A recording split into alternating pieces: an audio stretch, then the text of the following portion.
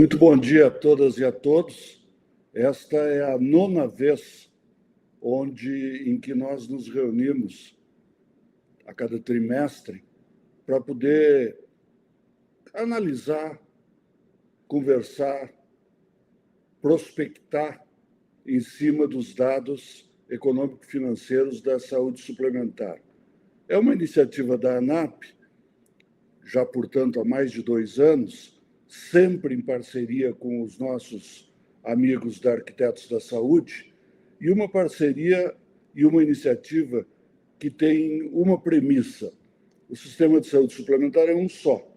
Ele precisa ser examinado no seu conjunto, e o seu conjunto, obviamente, vai da empresa que contrata a operadora, que tem um plano, que contrata um hospital, que, por sua vez, com a participação decisiva dos profissionais de saúde, em especial médicos e enfermagem, presta serviços à sua excelência, o paciente.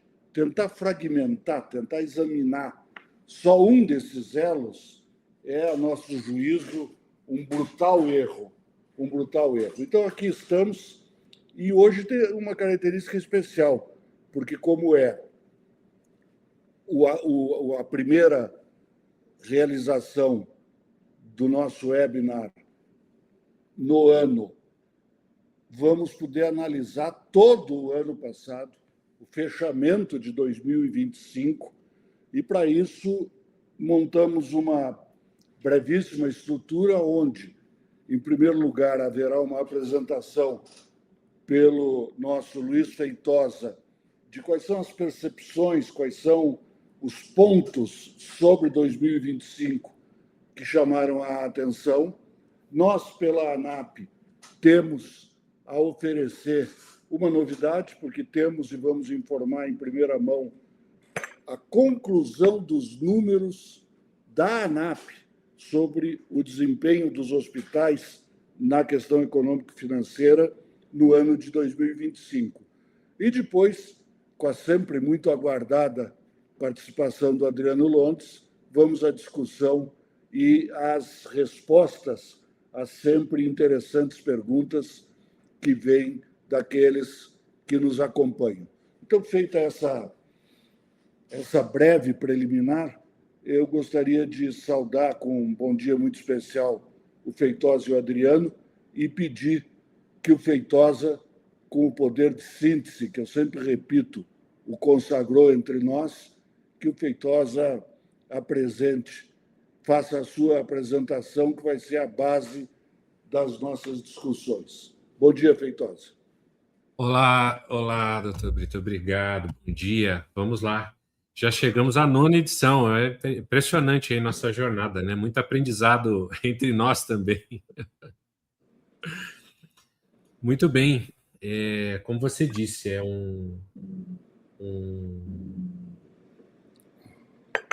uma edição importante porque fecha aí o ano de 2025. Então, a gente, aprendendo com essa jornada, procuramos trazer aí alguns insights, uma tentativa de trazer aí alguns insights novos, né, para a nossa discussão. Vamos lá, vamos compartilhar aqui a tela, e aí eu faço essa primeira parte aqui falando dos indicadores. Muito bem. Então, deste período fechado, a gente sempre traz aí uma memória do que é o IPCA e do que é a VCMH Brasil, calculada pela Arquitetos da Saúde. A gente tem visto que, primeiro que não é uma novidade, que invariavelmente o índice da inflação geral é maior do que a inflação médica, mas nós temos visto, nos últimos 2 anos principalmente, que os dois indicadores estão quase se encontrando aqui em 2025, quase se beijaram aqui, né? A gente tem uma VCMH Brasil de 5% e um IPCA de 4,26%. Isso aqui não é em 25 ainda o dado do mapa assistencial, é o dado econômico transformado em per capita e comparado com o mesmo período do ano anterior. Então, é impressionante que a variação dos custos médicos ela tem sido muito baixa. Isso tem refletido tanto no teto de reajuste dos planos individuais e também no teto no reajuste dos pools de risco das operadoras, que no último período, que se encerra agora em abril deste ano, ele também foi reduzido em quase 5 pontos, e a gente acredita que por causa deste número que a gente olhamos em 2025, deve haver de novo uma redução desse índice do pool de risco. A gente acha que no mínimo não vai aumentar, mas ele deveria diminuir olhando para esse dado. O nosso quadro aqui, que já é famoso, que traz aí um resumo desses indicadores, a gente sempre chama a atenção para a questão da sinistralidade, ou seja, nós construímos nos últimos 2 anos, e agora 2025 fechado demonstra isso, uma sinistralidade que é histórica, que é, aliás, muito alinhada ao que era pré-pandemia, ou seja, este é o ponto de equilíbrio ótimo das operadoras, porque é o número que permite vislumbrar resultado operacional, né? Na história mais antiga aqui, nem sempre houve o resultado operacional, mas 17 e 18 já havíamos tido resultado operacional com as operadoras, 19 e 20. 20 não conta porque é atípico, 19 também resultado, e aqui a gente constrói a mesma coisa. Agora, o que é importante sempre destacar é que este resultado ele precisa ser medido pelo líquido e pelo resultado operacional. Então, nós, se mostrarmos graficamente, fica mais latente aquilo que será e já tem sido a repercussão na mídia, que é este lucro que as operadoras obtêm no ano de 2025, 23,43 bilhões de reais, que é um número ajustado, porque nós tiramos daqui odontologia, nós tiramos daqui as administradoras de benefício e olhamos apenas as operadoras de saúde. E 23 bilhões é um número, assim, um montante impressionante que ultrapassa o lucro nominal que houve na pandemia, ainda que percentualmente a receita ele é menor. Na pandemia, 8% de resultado, quando a gente divide pela contraprestação de plano médico.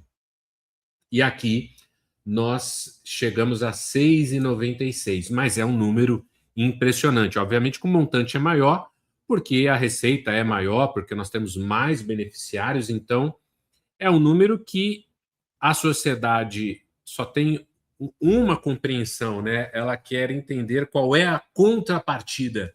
Então, se o resultado das operadoras melhorou, nós queremos sentir isso na prestação de serviço, no ganho efetivo do cuidado, o que é sempre um questionamento, e a gente pode observar isso até com as demandas judiciais, que é sempre um tema recorrente de que tem aumentado. Então, a satisfação do beneficiário não cresce junto com o resultado das operadoras.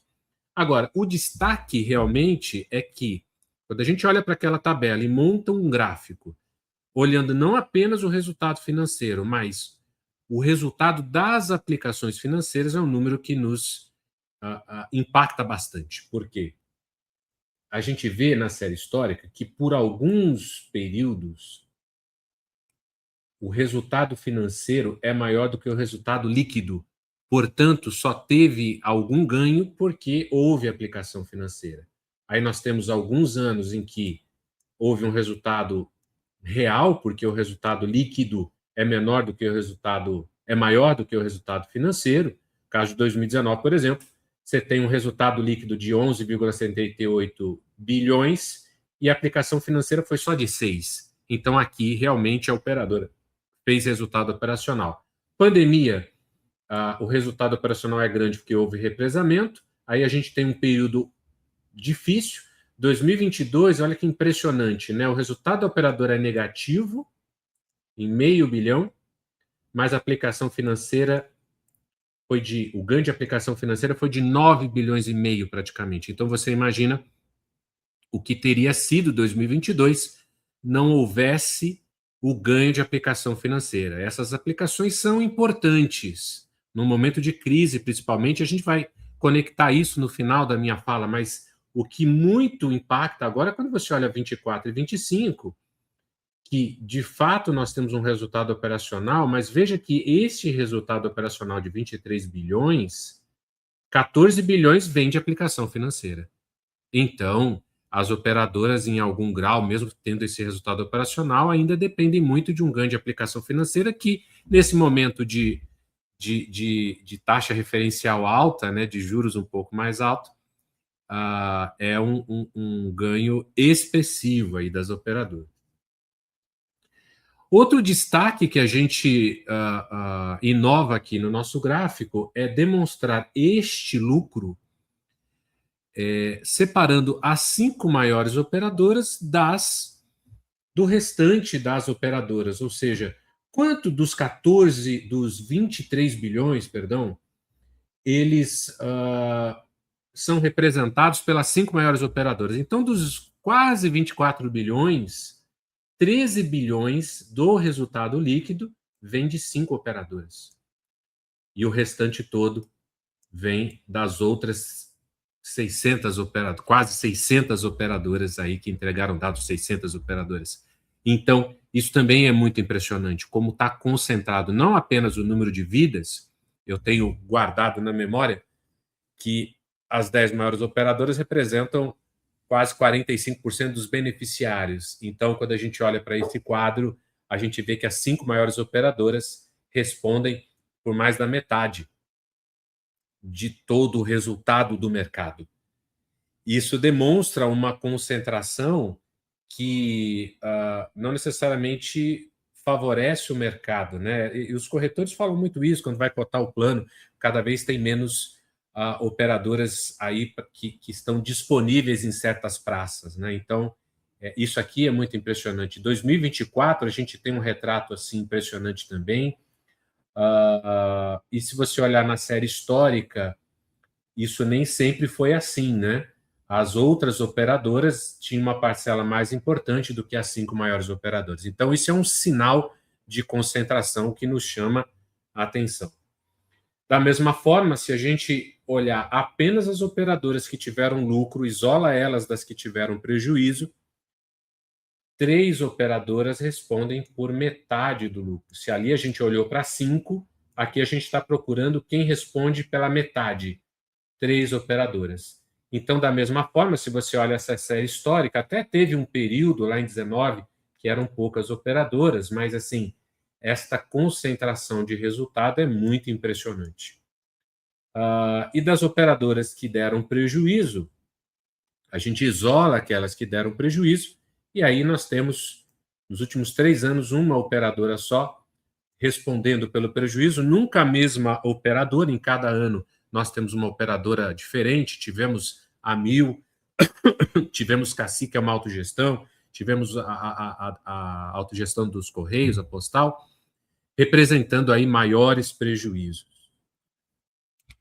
Então, quando a gente fala desse resultado líquido para o número de operadoras e para o número de beneficiários, a boa notícia do mercado é que em números de operadoras, está estabilizado aquelas que fazem resultado e as que não fazem, com uma ligeira queda. Nós temos agora 20% das operadoras fazendo prejuízo, entretanto, representando cada vez menos beneficiários. Então, se em determinado momento, lá em 22, 38, as operadoras com prejuízo representavam 38% dos beneficiários, caiu para 23%, caiu para 18%, caiu para 8%. Então, esta é uma boa notícia. Ainda que sejam 20% das operadoras, 20,8%, né? Elas representam 8% dos beneficiários. É importante também a gente fazer essa divisão por operadoras de grande, médio e pequeno porte, porque quando nós olhamos assim, nós entendemos, óbvio, as operadoras de grande porte são a minoria, as de médio é razoável, as pequenas têm um número importante aí de operadoras pequenas, E por uma questão de diluição de risco, sim, é verdade que as operadoras de pequeno porte são as que mais, proporcionalmente, aí, representaram prejuízo dentro daquele segmento chamado de pequeno. Contudo, é 1/4 apenas das operadoras de pequeno porte apresentando prejuízo, representando 23% dos beneficiários que estão ligados às operadoras de pequeno porte, coisa que é mais favorável nas de grande porte ou nas de médio porte. Portanto, uma situação muito parecida de todas, em que elas representam as que dão prejuízo, cada vez menos beneficiários ligados a estas operadoras. A gente sabe que todo ano diminuem as operadoras, mas isso não deixa de ser aí uma boa notícia. No que se refere à sinistralidade, as de grande porte têm uma sinistralidade, realmente uma performance melhor da sinistralidade, que é o maior custo de qualquer operadora. Então, isso aqui interfere mais sensivelmente no resultado das operadoras. As de médio porte tiveram uma ligeira alta e as de pequeno porte tiveram uma queda da sua sinistralidade. Então, assim, todas elas num ponto de equilíbrio muito bom no que se refere à sinistralidade, porque é a partir dos 81, 82 que as operadoras começam a ter resultado, com um destaque para as de grande porte, mas mesmo as pequenas fazem aí uma boa sinistralidade na média. Quando a gente fala do formato de pagamento das contas médicas, esse quadro ele se repete ao que a gente costuma dizer, ou seja, o fee-for-service vem diminuindo, ainda que ele encontrou uma certa estabilidade nos últimos 3 anos, né? Aí em torno de 58%, 59% das contas. Enquanto que, se eu mostrar aqui, talvez fique mais fácil de entender, a cooperativa médica tem o destaque dos seus recursos próprios em 23% da despesa, a filantropia 40%, a medicina de grupo 17% da sua despesa é recurso próprio, enquanto que o pacote é 18% na medicina de grupo, que também chama atenção. Na seguradora, 25% da sua despesa é pacote, então isso é bastante importante, chama bastante atenção. Ou seja, a gente teve um movimento nos últimos 3 anos que intensificou a queda aí do fee-for-service, que em 2019 era 83%. Então, a grande virada de chave é a pandemia, né?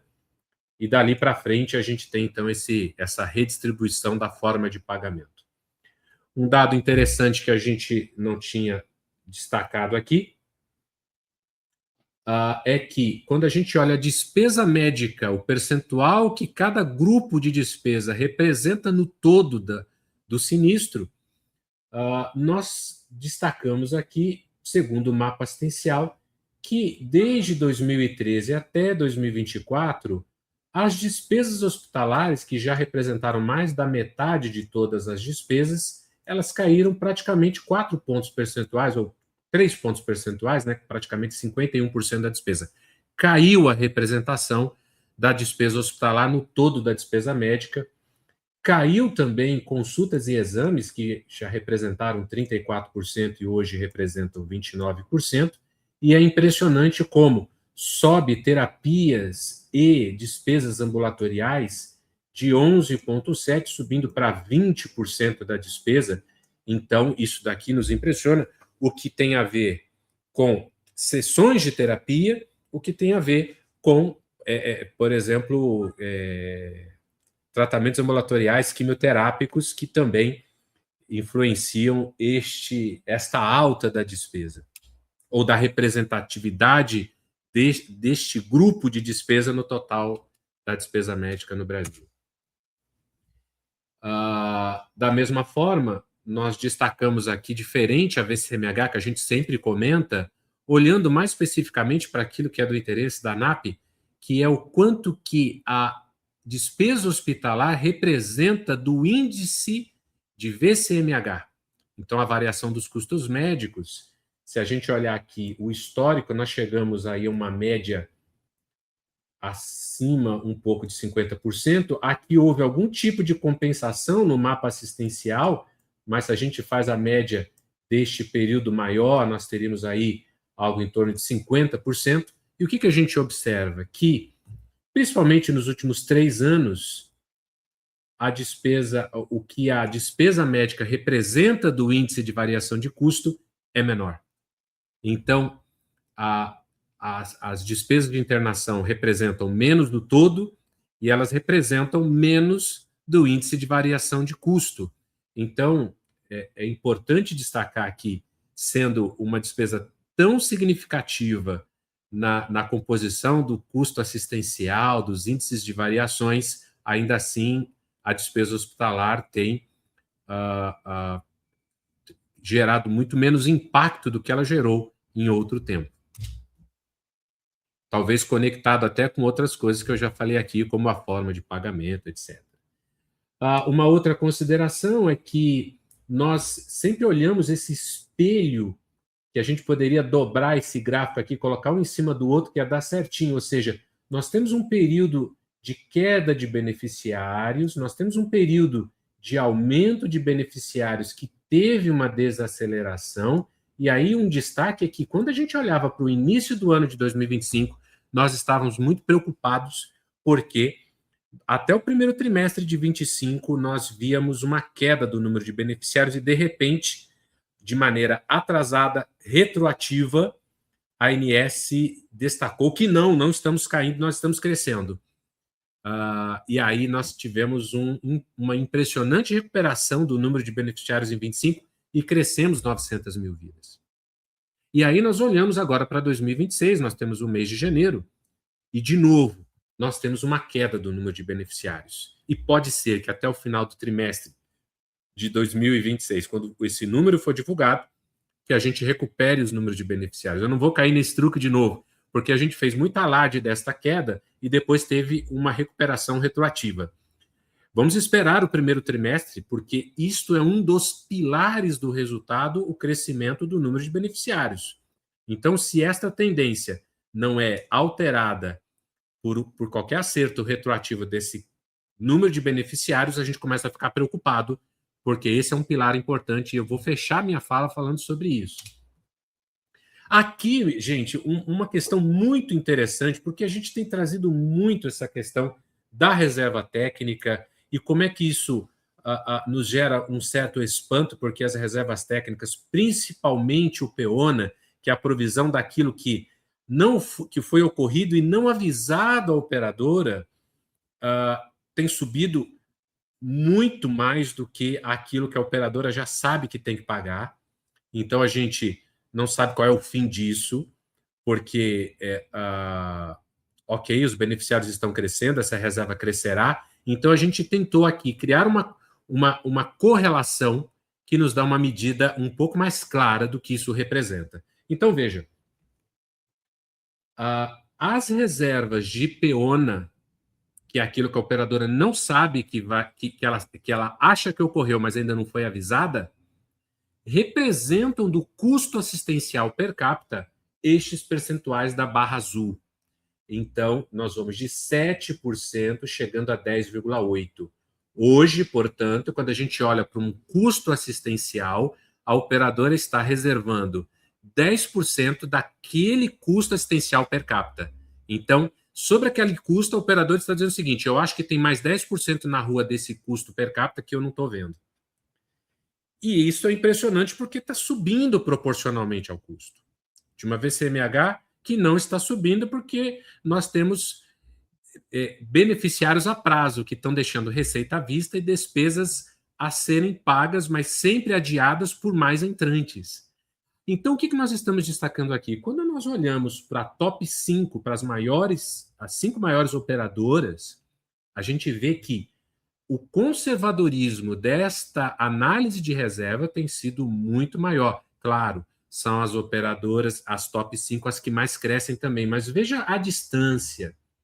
Se na média nós temos 10,8% do PEONA sobre o custo assistencial per capita, nas maiores operadoras nós fomos de 8% a 16,6%, nós quase dobramos essa estimativa.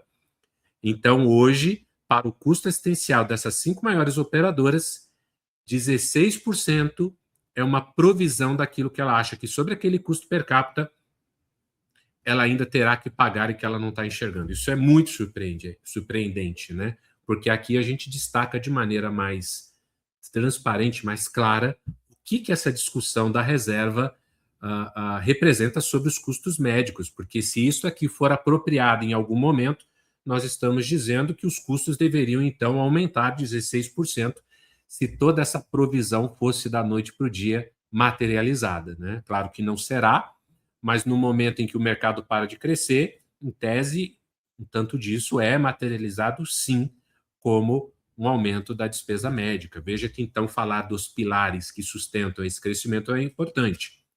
Bom, e aí nós chegamos, finalmente, na questão dos pilares, e aí eu encerro esse primeiro bloco para fazer uma reflexão aqui com vocês. Esse crescimento, eu entendo que ele está sustentado em 4 pilares que eu destaquei aqui. A gente pode até discutir outros, mas eu penso que esses são os principais. Primeiro, o tanto que o crescimento do número de beneficiários está calçado nos coletivos de 1 a 5 vidas, as MEIs. Então, nós sabemos que a última vez que a gente olhou isso, 35% do crescimento do mercado se deve a este perfil, e as operadoras estão cada vez mais alavancadas neste perfil. A ANS já tem falado a respeito disso e pretende regular isso.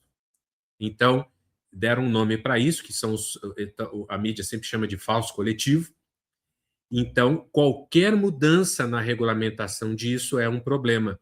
E muito da judicialização vem desse tipo de contrato em que a pessoa pensa que está comprando uma coisa, porque é uma família comprando um plano, e depois ela entende o que de fato ela comprou, e ela é tratada como se fosse uma empresa normal, quando é uma família com CNPJ. O outro pilar é o crescimento de beneficiários, ou seja, são pessoas a prazo, que deixam receita à vista e despesas a ver à frente. Se você está sempre repondo novas pessoas, você nunca está pagando aquilo que você está pedalando, né? Aquilo que está lá para trás, quando chega a conta, a gente já tem mais novas pessoas que nos empurra para frente qualquer indicador verdadeiro. Então, enquanto estamos crescendo, ótimo. O dia que parar de crescer, isso é uma questão que tem que ser enfrentada. É o que aconteceu em 2015. A baixa VCMH, então hoje a pressão de custo está menor porque a VCMH caiu, o resultado melhorou, o reajuste não diminuiu tanto quanto se gostaria, mas a gente agora está no final do período da análise dos PUs de risco, e agora em maio as operadoras que estão alavancadas em PMEs precisam divulgar o índice de reajuste para estes pools de risco. Então, se elas não baixarem ainda mais o reajuste, vai ter uma reação forte diante do bom resultado das operadoras, e se elas aumentarem o índice, já pressupõe que elas estão esperando crise. E o último pilar é o ganho financeiro. Vocês viram quanto que isso é importante, quanto que representa do resultado. Então, nós hoje estamos sustentados, este lucro, esse resultado, em cima desses 4 pilares. Obviamente que a gente pode olhá-los isoladamente, mas a gente deveria olhá-los como um dominó. Talvez a gente trocasse o exemplo aqui de colunas para um dominó. Então, vamos fazer aqui um cenário que seria o seguinte.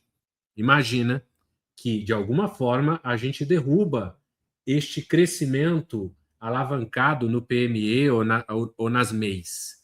Então, está todo mundo alavancado nisso, está todo mundo vendendo isso, o coletivo por adesão está caindo, está diminuindo, achou-se uma saída para o mar. Então, se você mexe nisso, se a ANS regula isso diferente, se ela impõe um outro tipo de reajuste, um outro tipo de obrigação, não permite rescisões unilaterais, como tem sido discutido aí pela agência, você afeta isso. Você afeta o crescimento do número de beneficiários, e aí você não vai mais ter uma VCMH tão baixa, porque o estoque de novos entrantes vai diminuir, e aquela despesa que estava lá atrás vai alcançar, e aí você tem que amarrar uma corda e puxar essa coluna com reajuste. Então, por isso que o mês de maio é muito importante, o que vai ser divulgado. E o ganho financeiro, que está lá nas alturas, vai servir de novo, como aconteceu em 2022, como uma escora, um arrimo para que as operadoras não quebrem. As pequenas têm menos possibilidade, óbvio, mas assim, em 2022 essas reservas foram fundamentais. As operadoras estão bem estão bem protegidas, digamos assim, com as suas reservas, que não são só as garantidoras que aumentaram. A gente precisa destacar que mesmo as aplicações livres aumentaram nas operadoras. Então há um fortalecimento proposital do seu caixa. Então, esse é um cenário, mas a gente imagina que para 2026, se essa pequena queda do número de beneficiários ela não tiver uma reação até o final do trimestre, a gente observar que perdemos o fôlego de crescimento, este aqui é um cenário possível que pode ser agravado por qualquer nova regulamentação da ANS no sentido de mexer com o pool de risco. E aí eu fecho minha fala para que a gente possa falar aí um pouquinho mais.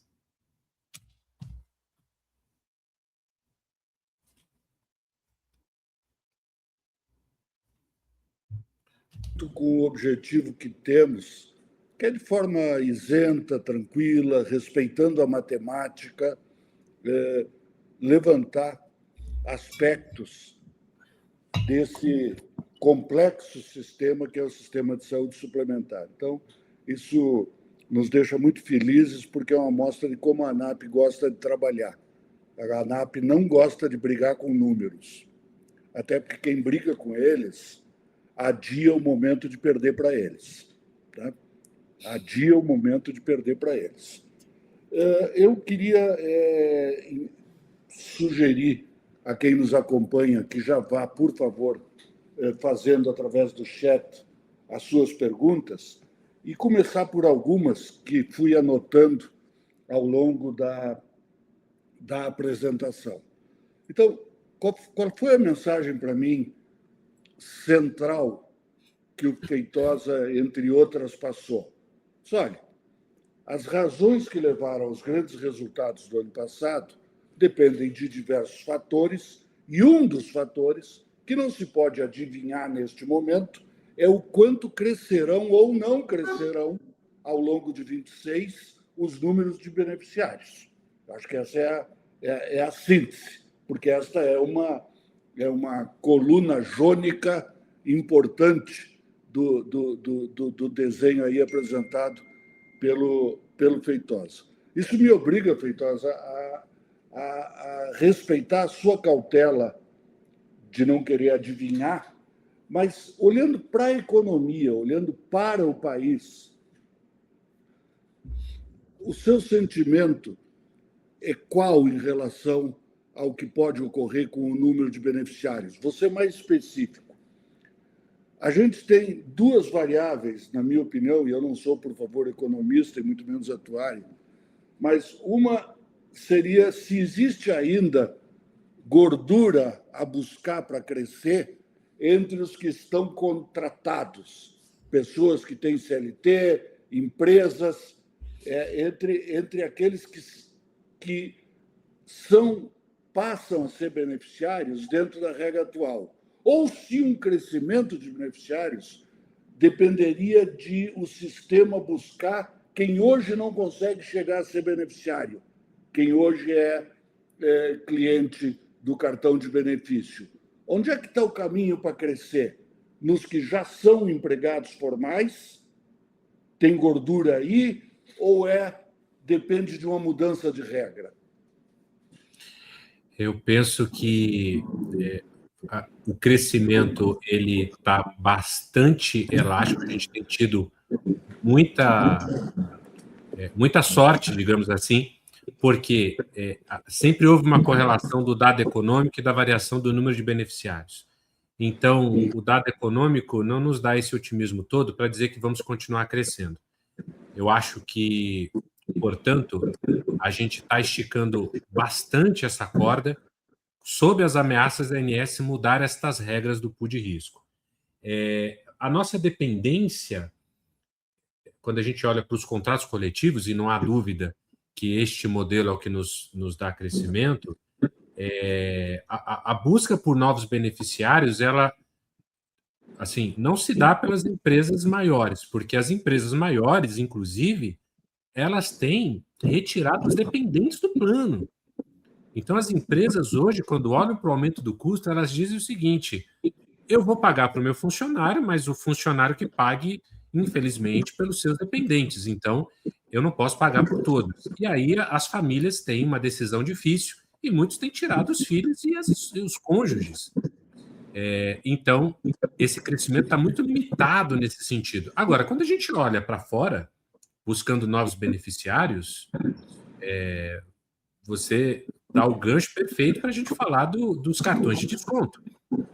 Porque se tem um público a ser explorado, é este público que comprou uma coisa mais barata, menos regulada, com um rol que não chega perto do que é o plano de saúde, mas é o que eles podem pagar. Agora, esse é um desafio enorme para o crescimento, porque nós não estamos prontos para discutir isso enquanto sociedade. Toda vez que a gente fala de ter um rol flexível, de ter um produto ajustado, olhando para esse modelo de sucesso que foi o cartão de desconto, as pessoas entram num estado de defesa total e a gente não consegue avançar com esse tema, né? Então, é um desafio enorme para a gente buscar novos entrantes para esse mercado. Vai ser cada vez mais difícil. Mais difícil. Eu sou especialista em Adriano Londres. Eu aprendi a ler as mensagens do Adriano Londres, mesmo quando ele está em silêncio. E esse meu expertise em Adriano Londres me leva à convicção de que ele quer falar.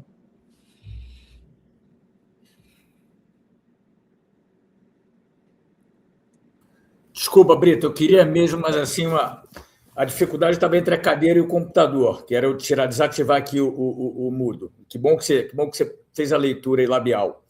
Eu quero complementar a fala do Feitosa, lembrando que a correlação entre beneficiário e emprego ou PIB já foi maior, principalmente em relação ao emprego. Ela já foi, quando a gente começa a medir isso lá atrás, ela era de 90%, 94%, hoje ela é em 84%, o que explica o crescimento de beneficiários não através de vínculo empregatício, como a gente tem observado, como o Feitosa colocou. O país tem previsão de crescer menos do que cresceu no ano passado. Né? Olhando as projeções, ele deve crescer um pouco menos, pode mudar. Então, isso por si só pode talvez trazer uma redução do crescimento, embora eu acho que essa não seja, ou não deveria ser a principal variável. A gente tem tido resultados por conta de questões muito mais conjunturais do que estruturais. Ambas são bem-vindas, mas talvez aquelas de longo prazo sejam as estruturais sobre as quais a gente tem agido muito pouco. Né? E eu queria destacar, a gente está falando muito de crescimento, mas eu queria destacar um outro ponto, que é, botando um pouco a lupa, o perfil do beneficiário mudou. Hoje você tem mais beneficiários em operadoras de menor custo, você tem mais beneficiários participando dos meios, seja pela forma como o Feitosa colocou, seja por coparticipação. Hoje você tem mais beneficiários em planos regionais, em acomodação e enfermaria, o que não deixa de ser um sinal de quem paga esta conta, de que ele está buscando alguma atenuação do impacto dos reajustes sobre a sua capacidade de pagar. Então, eu acho que é só para a gente trazer essa outra variável, que enquanto a gente cresce mais achatado. Isso, para mim, é um sinal de que a gente precisaria, e idealmente, tempos de bons resultados deveriam fazer com que a gente endereçasse conjuntamente questões estruturantes para não repetir erros do passado, onde bons resultados serviram para recompor margens de curto prazo. Uma outra variável da exposição Feitosa é a questão da sinistralidade. E eu vou fazer em relação à sinistralidade o mesmo que fiz em relação ao eventual aumento ou não aumento do número de beneficiários. Olhando para a sinistralidade, você falou em ponto ótimo, né? O que lhe leva a supor que ela vai diminuir, aumentar? Qual é o Instituto de Previsões Luiz Feitosa responde o quê sobre o futuro da sinistralidade em 2026? Olha, assim, a primeira conexão que me vem à mente sobre a sinistralidade é que se você mexe naqueles pilares, principalmente se você desacelera o crescimento, a sinistralidade ela vai para um outro patamar. Em tese, é isso que vai acontecer. Então, assim, eu poderia acrescentar o PEONA ao custo assistencial e dizer que a sinistralidade sobe 10 pontos? Até poderia, mas sempre haverá um reajuste que vai compensar isso.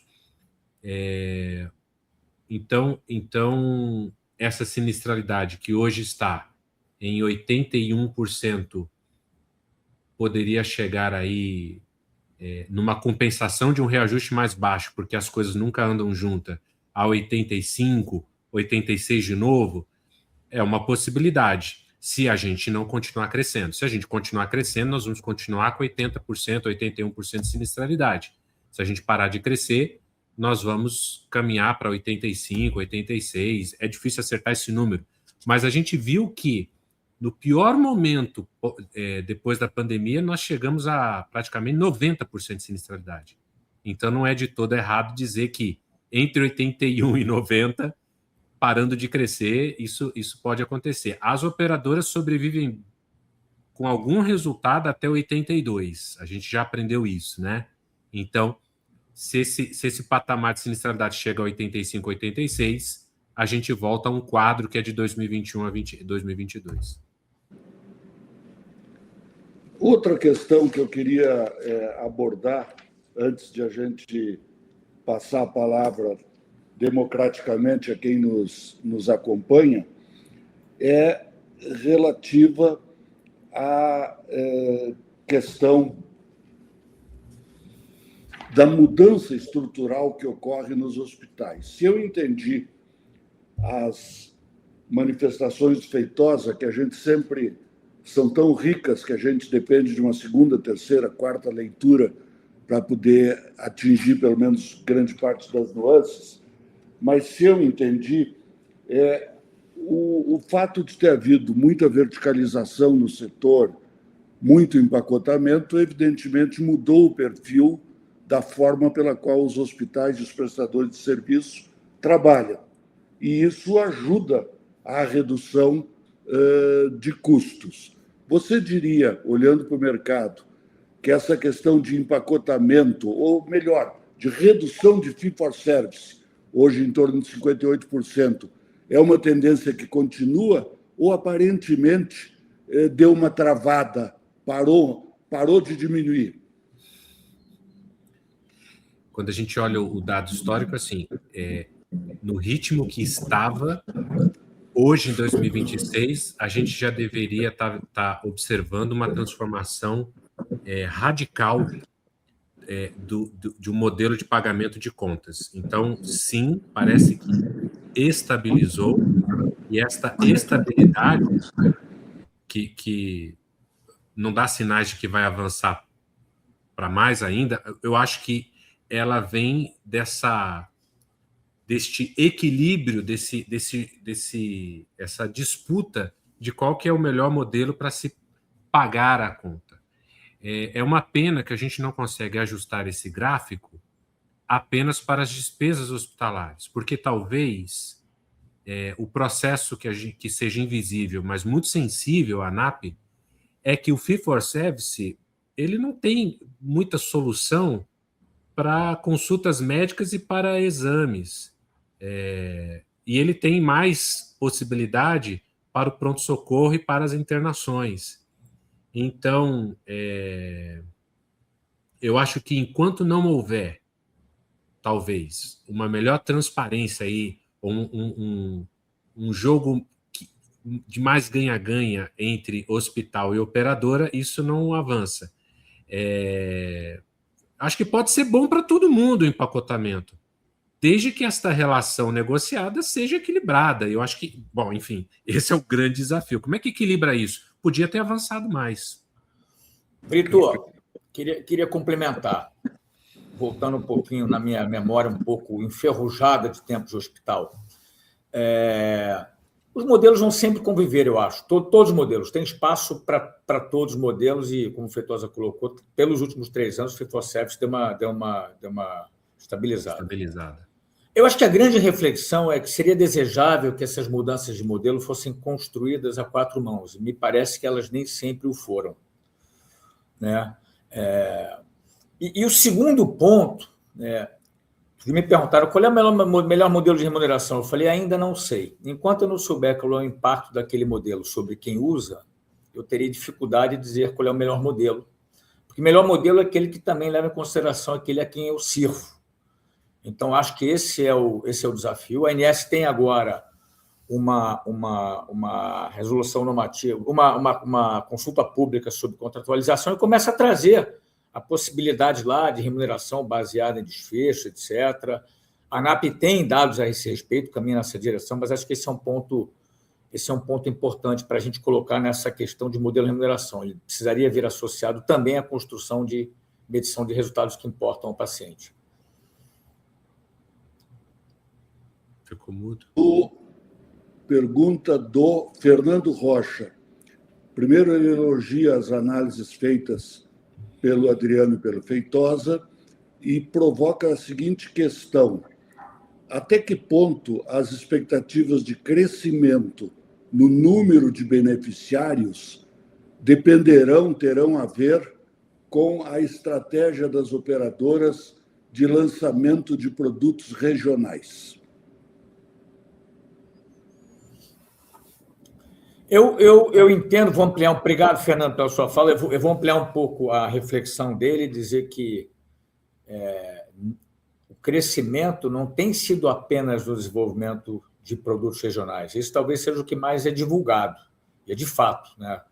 As operadoras que até poucos anos atrás era impensável não ter produtos nacionais, hoje têm esses produtos regionais como sua grande estratégia comercial. Mas é mais do que isso. É mais coparticipação, é mais acomodação em enfermaria, ainda que numa velocidade menor. No final das contas, é um crescimento quase que por racionamento, não por racionalização, se eu pudesse dizer isso. Como, de alguma maneira, dar menos para que caiba no bolso, né? E não fazer caber, e não dar mais porque passamos a ser coletivamente mais eficientes. Então, sim, Fernando, o crescimento tem sido, eu falei um pouco disso, pautado por uma mudança no perfil do beneficiário. Se a gente olhar 2014, era um cenário completamente diferente. Seja na modalidade operadora, que era mais preponderante, que cresceu, hoje são 40% as medicinas de grupo, seja nos percentuais de coparticipação, enfermaria e plano regional. Esse é um ponto de atenção. E diga-se de passagem que as operadoras e os contratantes, eles andaram nesse sentido da regionalização, né? Então, já faz algum tempo que os planos de abrangência nacional perderam espaço para os planos de abrangência regionalizada. Então, num primeiro movimento, a gente entendia que isso era um downgrade, mas depois a gente começou a olhar isso com uma visão até positiva, porque muitas operadoras menores, olhando para a sua região, aprenderam que ela não precisa dar produto nacional para determinado público, e ela vai muito bem com essas estratégias. Existem praças por aí, existem operadoras por aí que o seu principal ativo é o produto regionalizado e algumas até o produto de cobertura não global. É preciso olhar para o seu público, uma vez que o ser diferente para poucas operadoras tem sido esse produto de nicho. Então, acho que faz todo sentido, é uma análise muito possível. Destacar que, em primeiro lugar, temos a profunda convicção de que o melhor para o Brasil é de que cresça e cresça muito o número de beneficiários de saúde suplementar. Quando se vai fazer uma conversa como essa com vocês ou com pessoas da área econômica, se chega à óbvia conclusão de que o segmento trabalhadores empregados formalmente em empresas brasileiras, ele é um segmento que perde força mesmo em momentos melhores da empregabilidade. A carteira de trabalho ela é uma peça caminhando em direção ao museu. No momento em que, contrariamente, o chamado fenômeno da uberização, o empreendedorismo, né, explodem, e são exatamente os segmentos onde está havendo a maior taxa de crescimento em termos de ocupação econômica por parte da população brasileira. Olhando para a saúde suplementar, não parece difícil dizer, olha, a saúde suplementar tem a maioria dos seus produtos olhando para a carteira de trabalho CLT e não tem produtos olhando para essa área que tem crescido na realidade brasileira, dentro do espectro de emprego e economia. É que a gente tem produtos para o que está diminuindo a demanda e não tem produtos para aquilo onde a demanda é crescente. Eu estou dizendo isso de uma forma simplificada. Vocês concordariam com essa análise? Quer falar primeiro, Adriano? Pode falar, professor. Então, eu acho que uma das questões que colaboram para o que você está falando é o fato, de novo, tanto isto é verdade que nos parece inevitável que a ANS vai mexer nisso. Ela vai ter que mexer nessa regra, porque não tem como ignorar isso. Você tem aí inúmeros relatos de famílias que tiveram cancelamento lateral, etc., de um tipo de modelo de emprego no Brasil que talvez não volte mais a ser o que era. Eu acho que, para somar a sua fala, Brito, eu me lembro de quando o coletivo por adesão não era regulado. E ele foi crescendo e, de repente, era um mercado absolutamente relevante frente ao mercado de planos individuais, que não crescia desde 20 anos atrás, muito mais até. E aí, qual foi a postura da ANS? Ela olhou para aquele modelo e tirou a melhor referência possível para criar uma regulamentação que foi importante, para que não deixasse de fora aquele modelo. Bom, passou esse tempo, agora nós temos os cartões de desconto. A oportunidade é a mesma, olhar para esse modelo e tirar o melhor de aprendizado disso, ou politizar o tema e não avançar nada. Então, eu acho que o que cria essa dificuldade é que nós estamos num ano de Copa do Mundo, de eleição presidencial e de demandas que são urgentes de discussão na saúde suplementar, com questões muito complicadas no nosso judiciário aí, por conta da política, em que eu fico pensando se a gente olha para esse modelo e consegue avançar, e a realidade não vai mudar porque a gente ficou parado, se a gente consegue tirar o melhor, a gente só vai criar uma politização do tema sem um avanço, sem tirar o melhor proveito disso, sabe? Essa é a minha preocupação. Adriano. Eu acho que a regulação, estava aqui pensando na fala do Feitosa, assim, a regulação, ela às vezes vem para corrigir, né, comportamentos que vão, sem nenhum juízo de valor, né, que exigem maior equilíbrio, né? Então, eu acho, assim, talvez a maior mudança que a gente vai enfrentar, a gente eu não sei se é tanto na questão macro ou se são... O André Médici tem um artigo muito, muito bacana que ele publicou esses dias falando sobre as microvariáveis institucionais, né? Isso passa por, na minha visão, regulação. Esse item que o Feitosa colocou é um ponto importante. Eu me lembro, dentro de casa, tive um reajuste de 6%, e um familiar meu teve de 20%. O plano dele era um... E aí, o que explica? Eu já disse aqui na live da ANAP, o meu está errado, mas o dele possivelmente também esteja errado. Então, tem questões que a gente precisa botar... fazer alguns ajustes, eu acho, né? Essa questão de 1 a 5 vidas é uma delas. A questão da contratualização, você possivelmente vai tocar nesse ponto entre operadoras e prestadores. Está a ANS com uma consulta pública, um outro ponto que traz a necessidade de certas correções de rota, seja pela atualização da resolução, porque nós evoluímos, seja pelo preenchimento de lacunas que dão espaço para determinadas condutas. Eu acho que tem um aspecto assim, tem mudanças no aspecto micro que serão importantes. A ANS tem sinalizado aquilo que cabe à ANS nessa direção. Acho que isso pode fazer com que a gente, no final das contas, seja mais transparente, mais eficiente como um todo. Essa conversa, eu queria introduzir um elemento novo, que é o seguinte. A ANAP concluiu o levantamento de dados com o fechamento dos números dos hospitais da ANAP no mesmo ano de 2025. Então, a gente tem um cenário dos números 2025 via ANS decodificados por arquitetos da saúde, e eu vou apresentar agora 2 ou 3 números que comporão o nosso observatório da ANAP relativo ao ano de 25.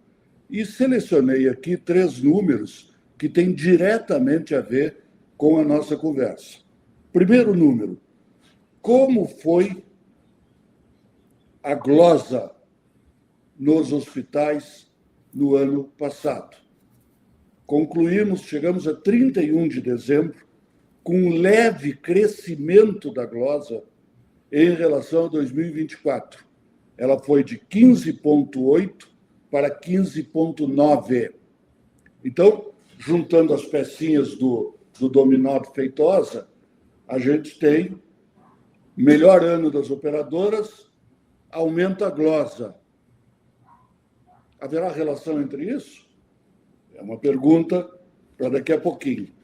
Mas o mais surpreendente é que, quando uma operadora pega contas, 15% das contas, diz, para aí, isso aqui eu vou glosar, ela está exercendo um direito, tem que ter glosa. Eu repito isso em português, super claro. Glosa em restaurante, glosa no borracheiro, glosa onde quiserem. Tem que ter glosa. Mas aí começa um processo de discussão.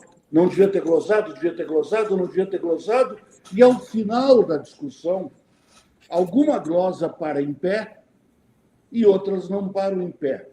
Daqueles 15,9%, quanto ao final do processo parou de pé? Se, por exemplo, tiver parado 15%, a gente dirá, puxa vida, quase toda a glosa foi, com perdão da expressão, bem glosada. O número final de glosa, para ser contrastado e comparado com a glosa inicial de 15,9%, é de 1,72. Ou seja, daqueles 15,9, só pararam de pé, se mantiveram 1,7. E aí a pergunta é, vem cá, mas e aí o que aconteceu com a diferença entre 15,9 e 1,7? 2, 3%, os hospitais foram obrigados a conceder como desconto para poder receber o que foi glosado. Então, num número aproximado, e muito generosamente, a gente diria que daqueles 15,9, em torno de 5 ficaram em pé, 1,7, porque havia razão na glosa, e 2 ou 3%, que é a taxa que as operadoras cobram de desconto para poder pagar aquilo que glosaram. Esses são 2 números. E o terceiro e último que eu queria destacar, e depois a ANAP vai fazer a divulgação intensa disso, é o número do quanto os hospitais vem tendo de aumento ou diminuição do EBITDA, que é uma medida não perfeita, mas é uma medida do quanto eles estão conseguindo se rentabilizar daquilo que, ao final das contas, sobra para investimento, sobra para crescimento. O EBITDA dos hospitais de 2022 a 2025, ele hoje é menor do que em 2022 e ele segue caindo. Ele está em 11,05%. Então, esses três números, e com isso eu concluo e devolvo a vocês, eles mostram o seguinte: palmas para todos nós, porque as operadoras estão com bons resultados. Por que eu não digo palmas para as operadoras? Porque é muito bom para o sistema que as operadoras tenham bons resultados. Mas é preciso prestar atenção se esses resultados melhores, que todos nós devemos comemorar, eles estão se espalhando ou, de alguma forma, se comunicando com a empresa que contrata o serviço e haverá menos reajustes maiores. E se os prestadores de serviço, que são os que oferecem aquilo que é vendido, estão, de alguma forma, participando desse momento bom. Na média dos hospitais da ANAP, e os hospitais da ANAP têm uma condição melhor do que a média dos hospitais brasileiros, imagine aí uma Santa Casa e tal, na média, a resposta é não, porque aumentou a glosa e diminuiu mais uma vez o EBITDA. Frase final: isso não é posto para contrapor, como se no jogo de dominó, de novo, do Feitosa, parar em pé uma peça exija que a outra bata com o rosto no chão. A nossa visão do jogo de dominó é que ou as peças todas se afirmam, ou chega um momento em que nenhuma peça se afirma. Gostaria dos comentários e das soluções. De repente, o Adriano e o Feitosa nos trazem soluções.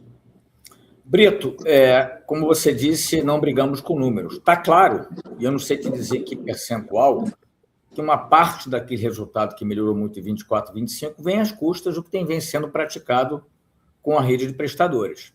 O que é ruim, né? Se a gente volta, sei lá, 5, 6 anos no tempo, a glosa final talvez fosse muito próxima que ela é hoje, aí a inicial era 4, não era 15. Acho que a ANAP tem esse próprio dado. Então, assim, fica claro que um pedaço do resultado está vindo às custas de práticas que são inaceitáveis. É inaceitável você começar com 15 e terminar com 2. E na minha visão, né? E não é à toa que a Agência Nacional de Saúde sai agora com uma nova proposta de atualizar / moralizar a relação naquilo que ela que merece a sua maior moralização, a relação entre operadoras e prestadores de serviço. Eu participei, Brito, em 2003, da discussão, eu participava da Câmara de Saúde Suplementar, da primeira resolução normativa de contratualização, RN 42. E é triste ver que até hoje, passados 23 anos, como tantas outras questões, esse é um assunto que está longe de estar pacificado no sentido... Naquela época era de ter um documento registrando a relação e hoje é do cumprimento do que está escrito. Porque é disso que a gente está falando. E aí, então, eu acho que, assim, solução não tenho algumas ideias. Uma, hospitais, participem da consulta pública. Ela serve para que vocês opinem, seja a ANAP institucionalmente, seja os hospitais individualmente.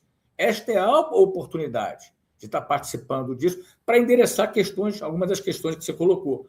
E, Brito, eu vou falar um segundo ponto que tem que ser tratado com muito cuidado e muita responsabilidade, porque eu acho que essa RN vai ser muito positiva em vários aspectos. Mas a gente não pode desconsiderar uma relação desigual de forças que existe, né? e que talvez precisa ser feito com responsabilidade, com técnica e com cuidado, é dar publicidade a quem está praticando isso. Esta é a minha opinião. Dar publicidade, porque talvez aí aquele que esteja de forma extremista adotando, descumprindo contratos, né, possa refletir e repensar a sua atuação. Porque até hoje nada aconteceu, é 15 que vira 2. E aí? Reflete em redução de resultados, etc. Né? De novo, não estou querendo dizer que o resultado dos operadores veio apenas às custas disso, mas é claro que um pedaço, seja ele qual for, veio. Então, duas questões. Participem da resolução normativa de contratualização, ela não é a bala de prata, e pensem em dar publicidade de maneira responsável, equilibrada e técnica, talvez começando por aqueles que cumprem o contrato. Bem, nós temos algumas perguntas, e aí eu ia propor que a gente ocupasse os próximos 10 minutos com elas e depois caminharmos para o encerramento desse instigante episódio da série Balanço Econômico-Financeiro da Saúde Suplementar. Caio Vanin, que outros fatores macroeconômicos vocês apontariam como sendo influenciadores do crescimento do número de beneficiários? Feitosa. Eu penso que a gente já falou de praticamente todos eles aqui. O que eu posso acrescentar é que é um ano de instabilidade por conta das eleições, né? Então essa política ela mexe com várias coisas, mas eu reforço aqui, pelos dados que a gente já comentou, principalmente da menor correlação entre emprego e aumento de beneficiário, dos dependentes que foram retirados do plano médico, a gente tem um próximo indicador que vai nos dar uma justa medida do que vem no segundo semestre, são dois, na verdade, que é o número de beneficiários e o índice de reajuste do pool de risco. Então, tudo depende dessas duas coisas. Em maio, nós saberemos qual será este índice. Isso é muito importante, muito importante. Pergunta do Raimundo. Vou direcionar ao nosso Adriano. Pensando no grupo de hospitais que compõem a ANAP, é possível identificar um perfil de hospital mais resistente às variações e mudanças nos tipos de pagamento? O hospital maior resiste mais, o hospital menor, o geral, ou um hospital com perfil mais direcionado, especializado? Raimundo, eu vou te pedir começar pedindo desculpas. Eu estou fora do hospital há 12 anos, mas eu vou me arriscar aqui numa resposta. Eu acho que a maior resistência vem daquele que não está entendendo a mudança de paisagem, a necessidade de se preparar para algo que está dado, que é o compartilhamento de custos. Acho que um outro desafio, e para mim depende do perfil, do tamanho do hospital, né? Também depende se ele é nichado, se ele não é nichado, da importância que ele tem naquela região, é a aderência do corpo clínico e a compreensão e aderência do corpo clínico a esses movimentos, porque sem trazer para perto médicos que compreendam, sejam aderentes a esta mudança na relação, os hospitais terão dificuldade. Então, eu diria que tem muito mais a ver com a governança do que com o porte. Seu áudio está fechado, Brito. Eu peço aos organizadores do evento que liberem. Já liberou. Agora veio. Pergunta: quais são as principais recomendações que vocês fariam aos prestadores de serviços, especialmente hospitalares, para sobreviver nesse cenário todo que vocês analisaram? É uma pergunta para consagrar vocês dois. Eu diria É fácil a gente falar quando a gente está longe disso há bastante tempo, né? Mas vamos lá. Primeiro, conheça seus custos. Conheça no detalhe seus custos. Você está sendo convidado a mudar o seu mindset e a enxergar, vamos dizer assim, os seus insumos, etc., como itens de custo e não de receita. Então, segundo ponto, é uma fala que o Torelli disse no CONAP de 2 anos atrás, e eu concordo. Eficiência, eficiência, eficiência, eficiência. E eu entendo, por tudo que leio, que vários hospitais têm caminhado muito nessa direção. E terceiro, para que você possa, e isso é uma construção, sair de uma discussão inglória de preço, comece a pensar em medir os seus resultados. O que você está entregando para o paciente que o faz poder ser diferenciado e poder sair de uma discussão que é de preço, que é quanto você paga, para uma discussão de valor, que é o quanto que o paciente leva. Pergunta... Brito, diga. Uma rápida contribuição, que a consulta pública 170 já está aberta para contribuições. É importante que vocês não deixem de marcar posição, toda a audiência aí que está ouvindo. Uma das coisas legais que tem nessa consulta pública é uma discussão de que se a glosa, se glosou uma parte da conta, a operadora não pode represar a parte que ela não glosou, porque tem uma parte na glosa. Então, isso é uma das coisas ali que vocês podem aproveitar para contribuir efetivamente para não deixar passar certas coisas. A outra preocupação é o seguinte: toda essa discussão só vai valer para os novos contratos serão firmados daqui para frente. Vocês também têm que se posicionar a respeito disso. Então, isso também eu acho que é um alerta aí de que vocês não podem ficar de fora das contribuições dessa consulta pública 170. Uma última pergunta do Tiago Nogueira, pedindo a Feitosa e Adriano. Primeiro, ele cumprimenta pelas análises e pelos dados e pede que, dentro desse cenário todo, vocês façam algumas observações específicas sobre o desenrolar da situação das autogestões.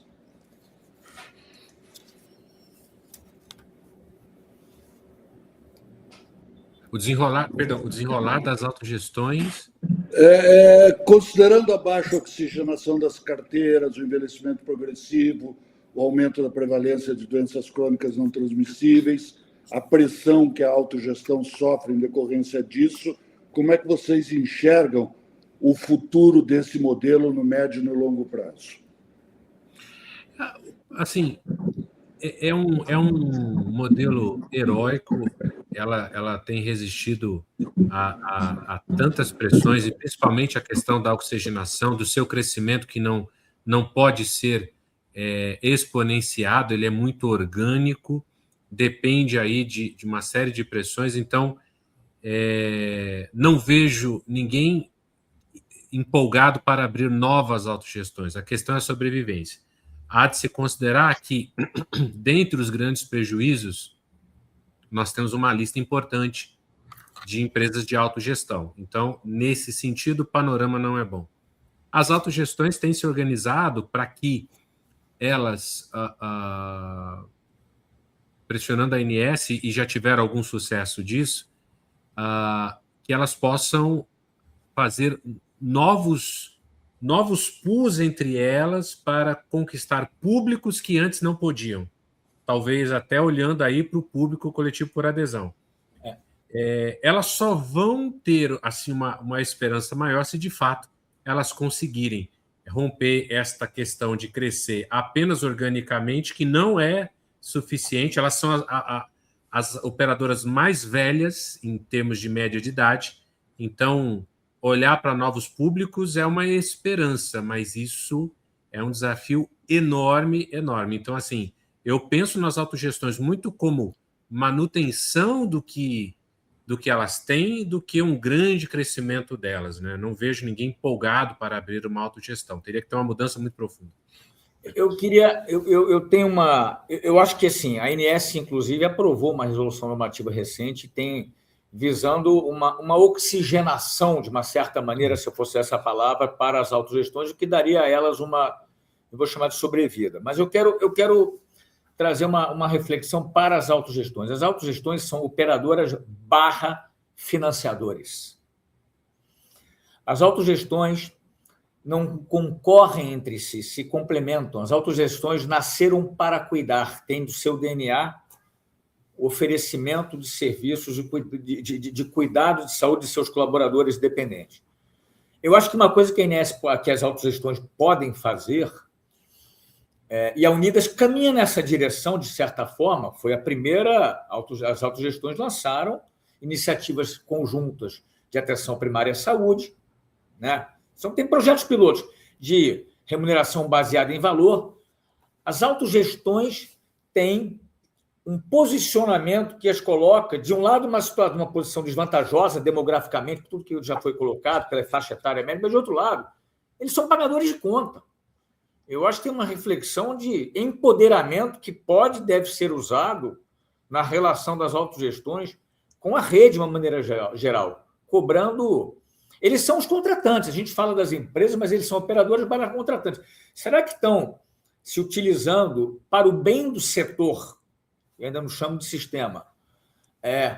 A força e a importância que tem enquanto financiadores, eu não sei dizer, mas eu acho que existe aí, independente das dificuldades que são reais e preocupantes, eu acho que também existe uma oportunidade de refletir sobre o quanto que eu posso mudar a minha relação com a cadeia.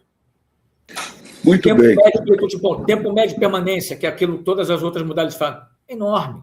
Então, tem aí eu acho que, não querendo ser um realista esperançoso, eu acho que tem espaço para um empoderamento maior, talvez, do que aquele que venha sendo exercido. Eu gostaria muito de agradecer a vocês, porque acho que a gente teve, especialmente hoje, um episódio, um webinar que oferece um material riquíssimo para a reflexão. Tá? Nós aqui não pretendemos determinar o discurso de ninguém, mas oferecer elementos que permitam a todos, de forma plural, pensando em setor e não em segmento, cuidar melhor, né, dessa imensa responsabilidade que hoje, apesar de tudo, reúne um setor de 52 milhões de pessoas e mais de 320 bilhões de receitas obtidas no ano de 2025, que, como diria o outro, acaba de acabar. Tá? Então, queria deixar a informação de que a íntegra desse webinar daqui a pouco vai estar no YouTube. Eu, pelo menos, faço isso. Depois de algumas horas, volto para perceber nas entrelinhas, porque é um sistema tão complexo, tão rico, que seguramente a gente tem muito a ganhar com várias leituras sobre esse material, e é o que deixa a ANAP feliz, tentar contribuir para qualificar o debate sobre saúde, que no nosso país é muito intenso, mas muitas vezes o que tem de intenso tem de pobre e preconceituoso. Um grande abraço aos nossos universitários Luiz Feitosa e Adriano Londres, a quem a gente recorre permanentemente. Obrigado a quem esteve conosco, e daqui a 3 meses estaremos aí de volta, já respondendo o que 2026 está aprontando, de preferência em termos de boas surpresas. Obrigado.